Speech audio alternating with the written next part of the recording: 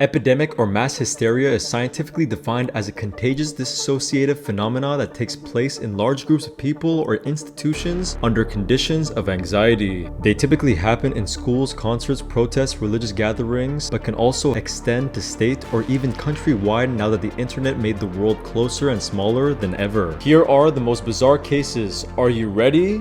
Let's go! It's July of 1518 in the city of Strasbourg, France. Numerous people celebrating in the street began dancing for days without rest. It all started with a woman named Frau Trophea who suddenly began shaking and danced for a period of 4 to 6 days. Within a week, 34 others have joined her, and within a month, there were around 400 dancers. Most of these people eventually died from heart attack, stroke, or exhaustion. People at the time believed that those that were dancing were possessed by a demon.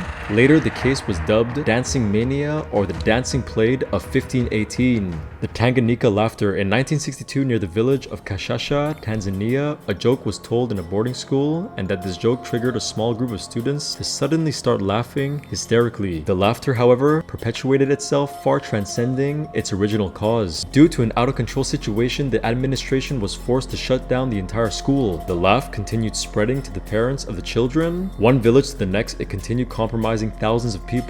Reports indicate that this whole thing lasted 6 to 18 months till it finally died off. Symptoms include pain, fainting, respiratory problems, rashes, and attacks of crying. This next one is a bit funny but bizarre at the same time. An epidemic struck Singapore in 1967, resulting in thousands of reported cases of men panicking that their genitals were getting smaller or disappearing entirely. The problem is that the men affected can often take measures into their own hands and go way too far. Injuries occur when stricken men have resorted to apparatus such as needles, hooks, fishing lines, and shoestrings, just to prevent the disappearance of their pen 15. The year is 1692. Two young girls named Betty Paris and Abigail Williams began screaming uncontrollably and shaking violently. A quote-unquote doctor came to see what was going on with them. Unsure of how to explain it, he declared that they had been bewitched. Later, girls around the village the same age developed similar symptoms. The blame was pointed at 3 women from rural Salem. When the 3 were brought to the trial, 2 of them denied accusations, but one of them, a Caribbean slave named Tibuta, confessed she was the witch and offered the names of other witches. This, however, was likely a ploy to save herself from execution, and it turned out it actually worked. From this point on, everyone started to freak out,